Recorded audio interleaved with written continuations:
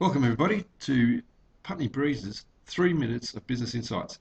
Now, in this next quick video, what we'll do is we'll talk a little bit about the business attack, but more specifically, the balance between marketing and selling, a question that I quite often get. Now, where should we be in terms of our marketing effort versus our personal selling effort?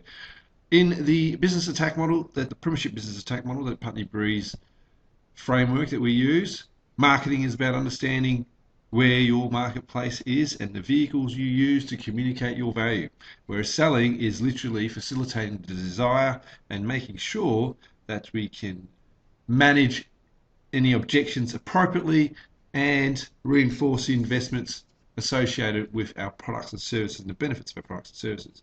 Now, branding is raising the character of our business. So what's the balance that you require between marketing and selling? Now, selling, fundamentally, you need to make sure that you sit from the consumer's perspective and understand what they're thinking when they're looking in that door, looking into that product or service that you're offering, and view the world from their perspective. So the questions that you need to ask yourself are, how would you feel if you were the customer? What are your expectations? What are your emotions? And really, what are your wants? So you need to foster and make sure that you facilitate and alleviate those questions as best you can to expedite that buying process. And from your perspective, that selling process. But let's get to the point. In terms of the balance between selling and marketing, if your product or services is a discretionary item, which is low cost, low volume, low in complexity, then in the continuum, because we all need an element of marketing and you always need an element of selling associated with every business. But if it's a low discretionary item, low price, low complexity, the marketing effort associated in your business will be a high priority, because a lot of people will buy and make their own decisions because it's low risk.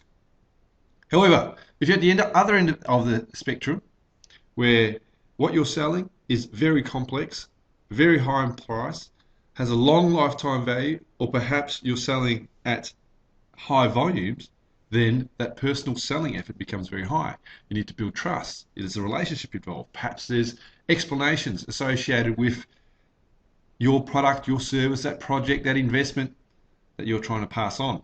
So therefore, that personal relationship comes from a one-on-one selling effort, and therefore the higher quality your sales force you require.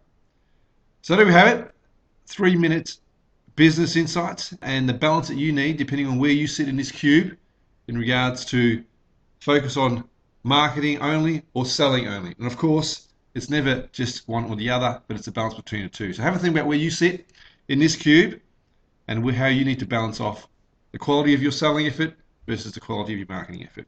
And never forget that nothing beats selling value you believe in, because that wins every time. Thank you very much for listening in, and I look forward to speaking with you one day. It's Chris Catto from Putney Breeze. Bye for now.